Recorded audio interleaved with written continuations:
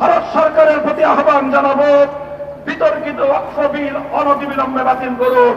ভারতের 40 কোটি মুসলমানের প্রতি আমরা পয়গাম পাঠিয়ে দিতে চাই, উগ্র হিন্দুত্ববাদী নরেন্দ্র মোদীর বিরুদ্ধে আন্দোলন সংগ্রামে তোমরা একা নও।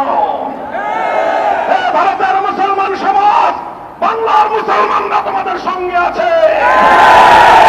ভারত জুড়ে তোমরা নরেন্দ্র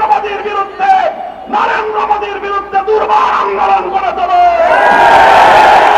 বাংলাদেশের সীমান্তবর্তী অঞ্চলগুলোতে ভারতের মুসলমানরা যদি নরেন্দ্র মোদীর বিরুদ্ধে কোনো কার্যক্রম গ্রহণ করে, বাংলাদেশের মুসলমানরা সীমান্তবর্তী এলাকাগুলোতে ভারত বিরোধী প্রতিবাদী কর্মসূচি পালন করবে ইনশাআল্লাহ।